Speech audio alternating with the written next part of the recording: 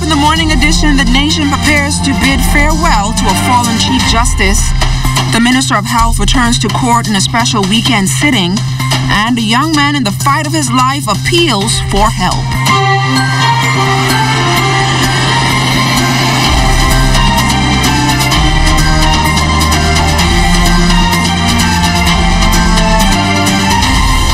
It's a Friday. Good morning, everyone. I'm LaDawn Davis, and this is the Morning Edition. Thank you so much for waking up with us.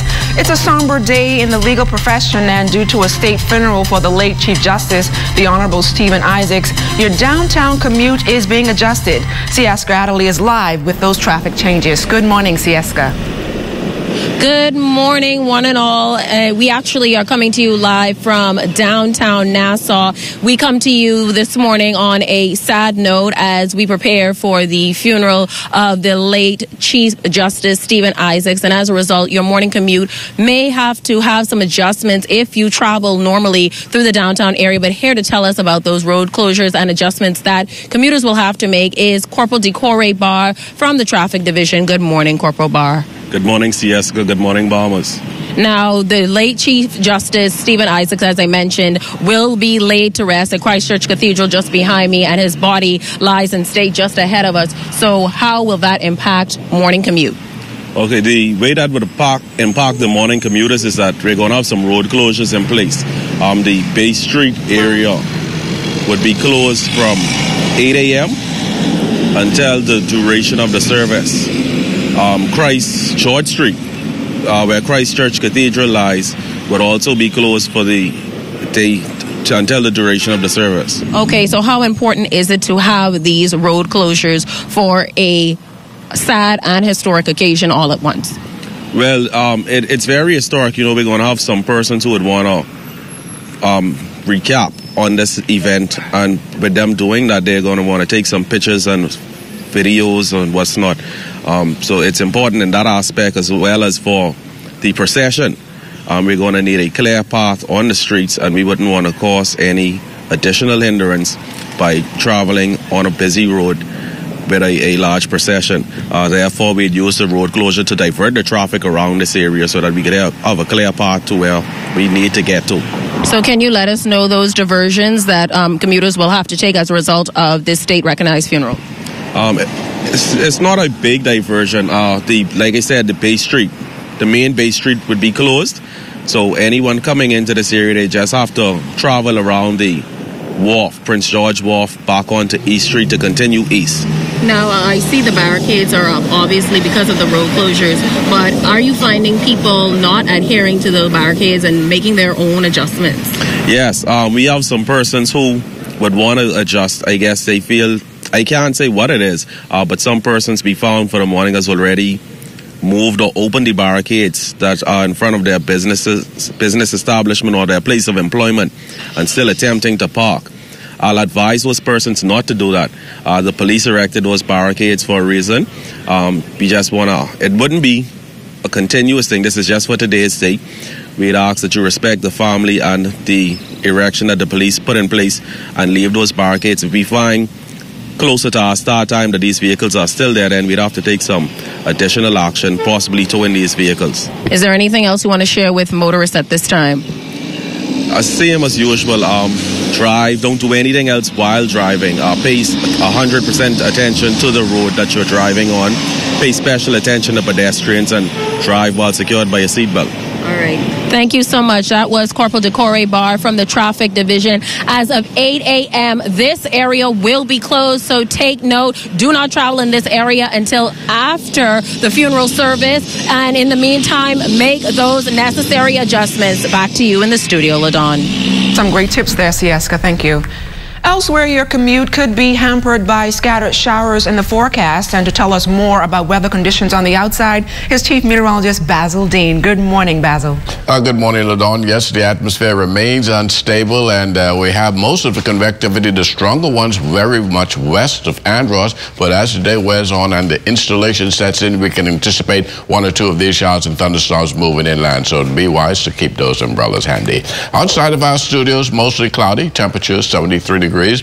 Relative humidity very rich at 94%. Calm winds, barometric pressure 1,015.7 millibars. That's 29.99 inches, and it is rising.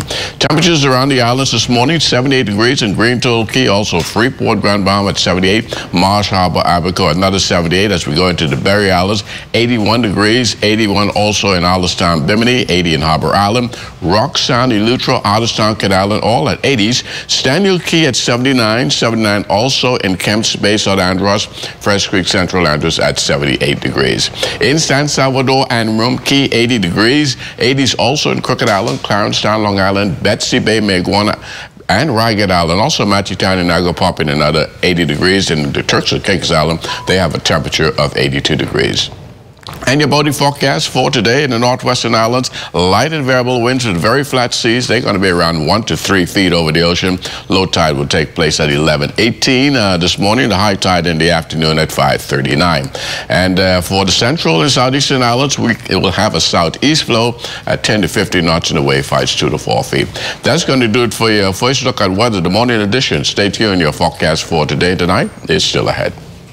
Thanks a lot, Basil. On to national news this morning. In about 3 hours, the state funeral will begin for the late Chief Justice, the Honorable Stephen Isaacs, at Christ Church Cathedral. Yesterday, the family, dignitaries, and members of the wider community filed past the body, which lies in state at the Supreme Court in Bank Lane. The Chief Justice was described as one who was steady, focused, and kind, leaving behind a lasting impact in the legal profession. The morning edition will take you live later in this broadcast to the Supreme Court for a closer look at the life and legacy of Chief Justice Stephen Isaacs. While all courts are closed today, on Thursday, the evidence continued in the Frank Smith bribery and extortion trial. Minister of Health Dr. Dwayne Sands was on the witness stand for a second day. He provided the court with further details on the contract issued to Magic Touch Cleaning Company and his contacts and conversations with the owner, Barbara Hanna. Dr. Sands told the court that the contract process was transparent as Magic Touch was one of the lowest bidders. He said Hanna also informed him of being required to pay Smith, who was chairman of the hospital's authority, $5,000 a month. He said he referred Hanna to the police and later to the Minister of National Security. When the case resumes on Saturday, Dr. Sands is expected to undergo further cross-examination. Now to what has become a growing concern in the healthcare sector. Prostate cancer continues to be one of those health issues affecting men in the Bahamas, and this September is being observed as Cancer Awareness Month. Health experts and caregivers are now drumming up support to educate men who are potentially at high risk. Urologist Dr. Robin Roberts is leading the cause for early detection and prevention. The problem with it is that not only is it common in both men and black men, but particularly in black men, it is shown to be more likely to occur. It is more likely to spread and advance throughout the system, and black men are more likely, 2 to 4 times more likely to die from prostate cancer than their white counterparts. Now, according to Dr. Roberts, as prostate cancer is a slow-moving disease, screening and getting tested is critical. The most common symptom of prostate cancer is no symptom at all. In the early stages of prostate cancer, the man will feel absolutely nothing. Okay? Now, this is the stage in which you want to find that cancer, because if you can find that cancer at this early stage, then it is possible for you to eradicate it, get rid of it completely. Because once that grows beyond that stage into an advanced condition, you can no longer get rid of the cancer. You can't cure that person. But very fortunately, we also have treatment, however, where we can control the cancer. Us Too Bahamas chapter, a support group for men here in the capital and in the nation's second city, will be conducting clinics for screening. Those sessions will begin today and continue tomorrow in Grand Bahama. Chairman Don Mitchell, a cancer survivor, makes an appeal to Bahamian men.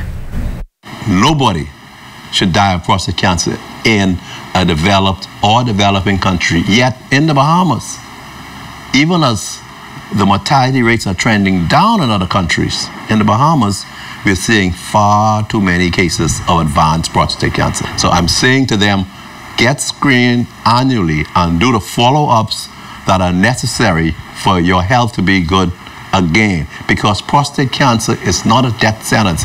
It is very easy to detect and it is very easy to fix. Also this morning, a teenager is in desperate need of your financial help after his health took a turn for the worse nearly 6 months ago. His story is one like many Bahamians with health issues that are experiencing difficult times getting the necessary medical attention to get that second lease on life. Here's his story. This is 18-year-old Ratanyan Leary, an exceptional student several months ago with plans to pursue a law degree at the University of the Bahamas. And if you fast track today, Ratanyan is in the fight of his life after he was diagnosed with a rare disease that attacked his white blood cells, causing his hair to fall out and renal failure. He stopped by our ZNS studios with his mother and pastor to share his heart-wrenching story with us. While I was on a dance team, called Sauced Up. And during practices, I decided that I would, get more serious in interaction. But I noticed I started to swell in my feet, but I never paid no mind to it, I would just take a few tablets and the swelling would go. But after I saw swelling in my face, I decided to go to the local community clinic, and that's when they found out that I was diagnosed with renal failure.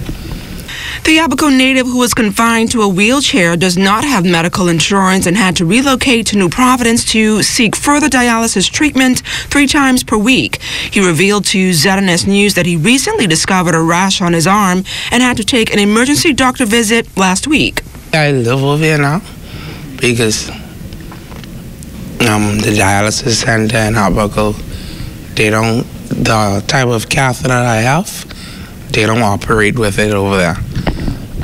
But dialysis it helps a lot, because sometimes when I get fluid overload, like I can't breathe, I cough a lot, my whole body starts to swell, and it's a lifestyle bad, so I have no movement in my body. My muscles and my feet, everything just gone. Like, I can't walk at the moment.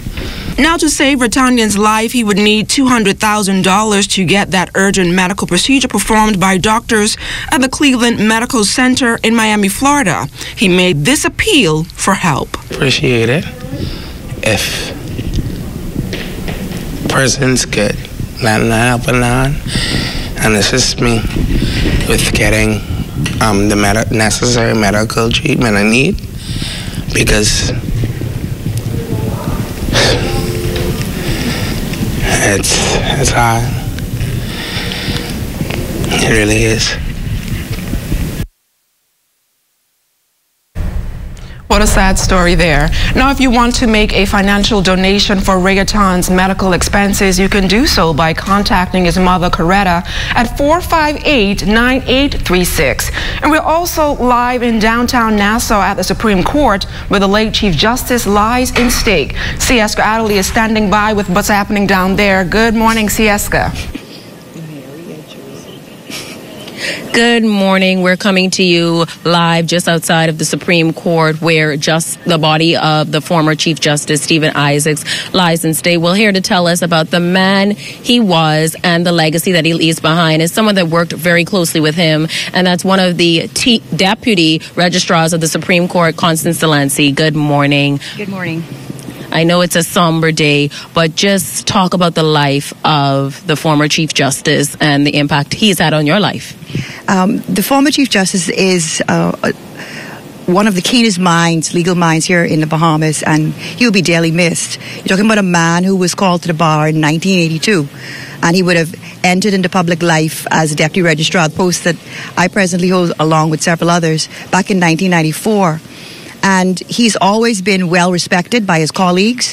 He's a person that believes in identifying with the person in front of him, and he spoke to people where they felt that they were respected, that their needs were being responded to. And so we will miss him, because he is the kind of person that not only realized that he had to respect members of the bar, members of the public who came in front of him, but also those that worked with him, including persons who worked on staff, all the way down to the janitorial staff. So what will you miss personally most from the late Justice Stephen Isaacs? I will miss his firm but engaging way of giving directions, and also respecting and asking our opinion on certain matters that are before the court, or also encouraging us to bring him to bring us his ideas, to bring our ideas to him. So one of the things that I think I will dearly miss is the daily briefings, because in the particular position that I presently hold, I would have had to speak with him on a daily basis. I would have had to brief him as to what has been happening overnight in the courts, what will be coming up in the future, so that he is aware when he's approached by others as to what is actually happening on a timely basis. And as we lay him to rest as a nation, what do you think his legacy will be moving forward? I think that his legacy moving forward is that he has built on what his predecessor, Sir Hartman, would have left behind.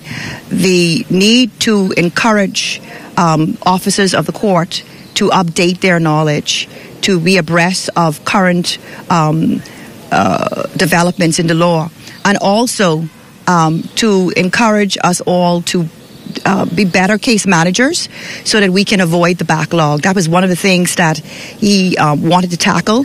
We had great plans for that. As you may be aware, we had started to update our systems in the court.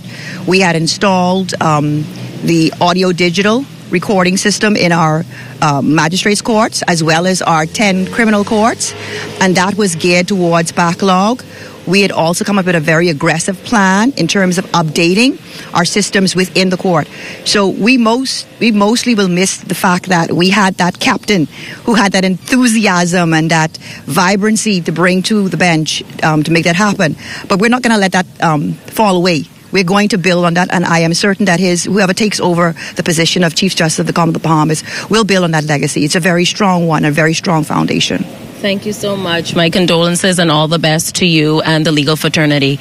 That was Constance Delancey, one of the deputy registrars of the Supreme Court, talking about the life and legacy of the former Chief Justice Stephen Isaacs, who will be laid to rest at 11 o'clock at the Christchurch Cathedral.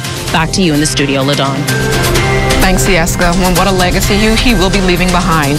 Coming up, we'll share with you how a young man is following his passion when the morning edition comes right back.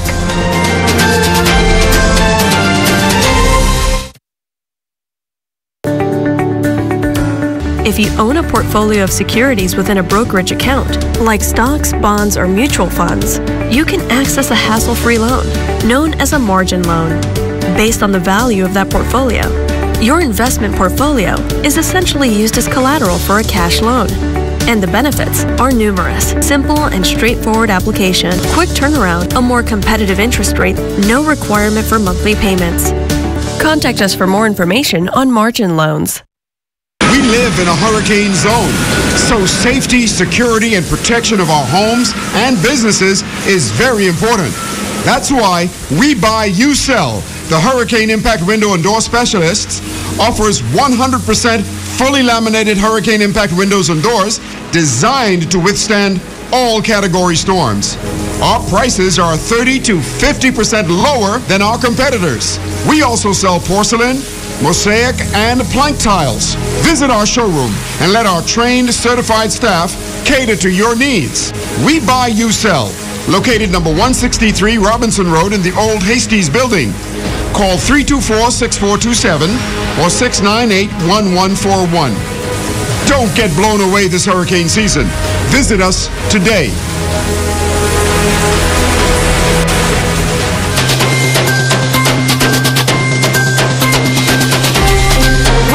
academic school year will soon be in the full swing, and principals are optimistic. Principals Patrice Bodie and Carolyn Wright Mitchell at Cleveland Innius and Sadie Curtis schools share their expectations. Well, we are just so thrilled and excited to begin the new school year. We are up and ready and we are running. Our teachers worked this entire weekend, making sure that their classrooms are conducive and ready for the students. We had some contractors working all weekend. We still have some minor work to do, but we are up and ready. This school year, our widely important goal is to move from 72% to 77% by the end of June. And our focus this year is going to be on the reading comprehension. Comprehension remains at the top of each school's agenda. Bodie and Mitchell also explain why this subject area is important for their students. We still have a challenge with reading comprehension and application, that strand of math. And so our teachers during our orientation week, we poured over and evaluated our results, and we came up with strategies to improve and see an increase in student achievement. We here at Cleveland Innius, we truly believe that this is going to be our best year ever. What we're focusing on this school year is the reading comprehension, so that students would be able to transfer those skills they have acquired in the reading areas to every day, all the subjects, and hopefully at the end of the day we'll have a successful school year. And also this morning, we bring to you the story of a young man who is following his dream and passion. Our Crystal Darling has a closer look. If you want something done, do it yourself seems to be the motto of many young people dead set on pursuing their dreams. We spoke to one of those people today, Timothy Bane, who told us about when he started his business.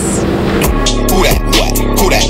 Who that what? Who that what? Who that what? Who that? I worked towards the SR Spot Review 103.5 from full year, but didn't really get paid. But that experience allowed me to be a defense with as I had national cable, Jason, everybody. And I realized that I was big on social media at the time. Like I used to use Facebook and Twitter a lot. And some friends of mine from the city just like, start a podcast, start a vlog. And I was like, I really hate my voice. I talk fast. I rather write than talk. But Ashley, who's one of the Three Amigos, she's like the silent part of Three Amigos. She said, Timmy, you need to make this. Bane explains why he decided not to take the conventional route when pursuing a career in media, and shares how he manages his time on such a busy schedule. Most of the headlines are usually politics or crime. I really love art and culture, so if it's not, I don't want to go to the job and they make me write about politics and crime. Like, I want to be able to write about what I want to write about. So that's why they try to be my own lane versus go work for somebody else. I plan my days like at least 3 weeks ahead. So now, I have, like you said, I have a full-time job, 9 to 5. I have a small 10 to 7. I have a daughter, I have a fiance, I have other things, I have a TV show. So what I do is, Monday, I go to an event where I cover. Tuesday, I shoot a TV show.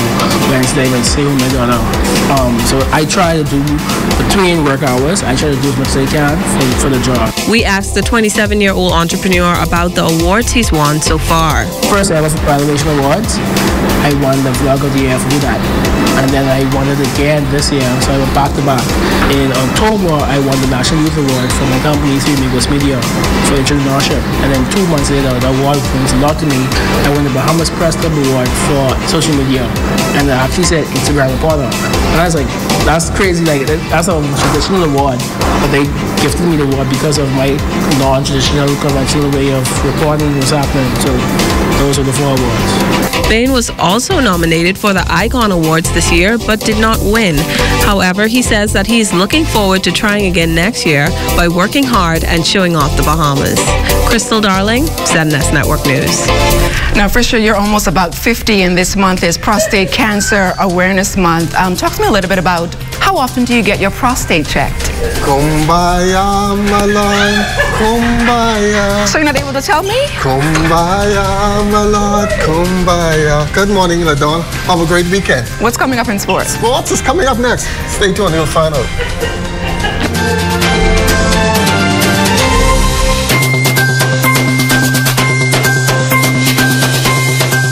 He served his country with a long record of distinction as a member of the judiciary.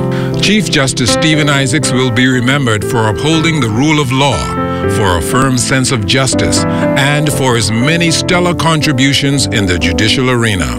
This Friday, a state funeral will be held for Chief Justice Isaacs at Christ Church Cathedral at 11 a.m. Join the ZNS Network for live coverage beginning at 9 a.m. as the country pays its final tribute to this judicial giant.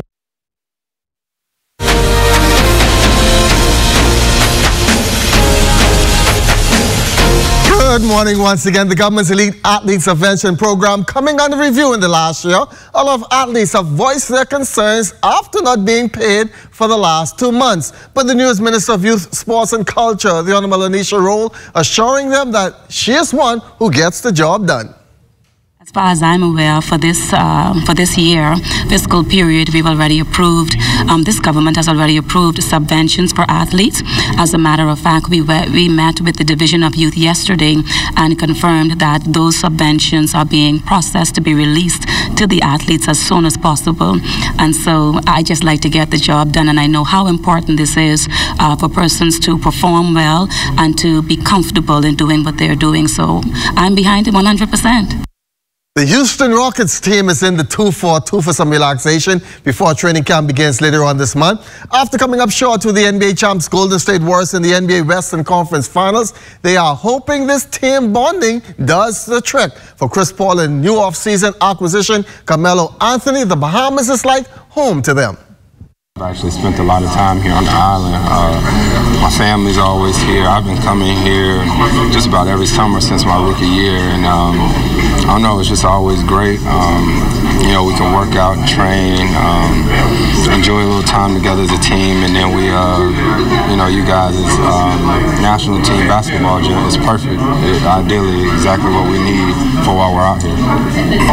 I'm always here. I'm always down here in the Bahamas. So this is, I mean, it's so quick, you know, for me and my family to get from New York down here. So, like I said, we spend a lot of time down here in the Bahamas. Bahamian Dominic Bridgewater living out his dream so far, and one day he hopes to make it to the NBA. After playing with Team Bahamas during the Summer of Thunder series, was invited to France. Yes, France for a trial with one of the teams there. The former Anatole Rogers Timberwolves has been in the country for about a month now, and he joins us this morning. And Dominic, how has the adjustment been so far? Adjusting to France, and you know, major big difference in home. Just as when I really want to talk to people in the morning, I can't because they normally sleep. It's like 5 hours ahead over here, so I just have to tug it out. Bridgewater was named the MVP of last weekend's preseason tournament of the Avant-Garde Tain Torrent Basketball Club in France. He averaged 18 points and 11 assists per game for the Fort-Sumur Province Basketball Bias Explorers team. Yeah, I was able to have a good tournament, right?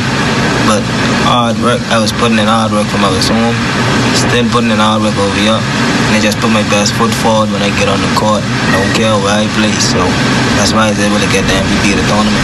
Training now, I see, is at a different level. You have to do it if you want to make it, right? The training part, training is good. It's like hell on earth over here. Well, they train way different from home, but you know, it's no place like home. But I'm just saying, the training is tough. Some nights I get home and all I want to do is just sleep. My body be finished, break up. So the training is good.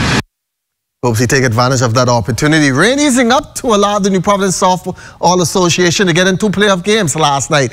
Alcott Forbes came out slinging 21 strikeouts on the night. Philip Johnson 2 for 4, scored 2 runs and drove in 2. Edward Knowles was also 2 for 3, scored 3 times as the CNS hitman spun the right number and hit the ball against the Chances Mighty Mets 13-2 on a 2-zip lead in the best of 5 series. A bit sluggish. We could be much better. Remember, this is a 7 o'clock game. Used to playing 8:30, so the starting team came in very late. And so these things happen, but we good. And, you know, this is playoff time, and we can't take nobody for granted. Everybody, and they come out here, they want to be winners. And so that's why you got to keep your feet on the gas pedal to ensure that you secure wins. And in the ladies series nightcap, the Johnson Lady Truckers brought out the bats once again in a 10-3 win over the Platinum Pool Lady Sharks, and evening this series at a game apiece. One game on for tonight, and that'll be a continuation of the game that was rained out on Wednesday. We'll continue from the bottom of the third with the Truckers up 7-3 on the Sharks. And that's going to do it for sports. I'm actually only 18 years old.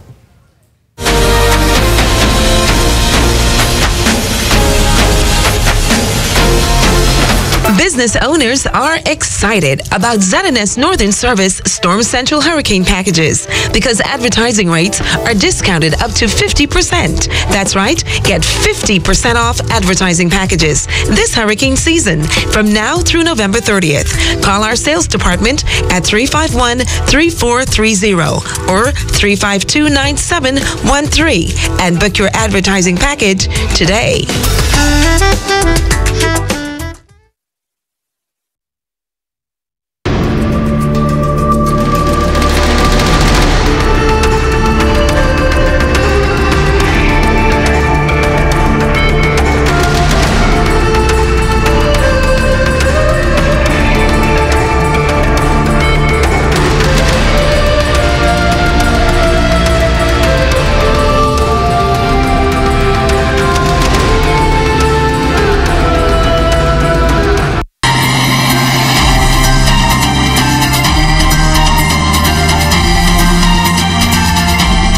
In our final look at weather, Florence has weakened overnight to a tropical storm, but we anticipate it rebounding to hurricane status over the weekend and perhaps as high as a Category 3 as it moves towards the west. And then we have this very strong tropical disturbance about 500 miles to the southwest of the Cape Verde Islands. That too also moving towards the west has about a 90% chance of developing over the next couple of days, so we'll keep our eyes on this one very closely. And then on the home front, at mid to upper level trough continues to keep the atmosphere unstable. We have a strong pocket of showers well to the west of Andros, but during the course of the day, some of these offshore showers will be moving inland, so do keep those umbrellas nice and handy.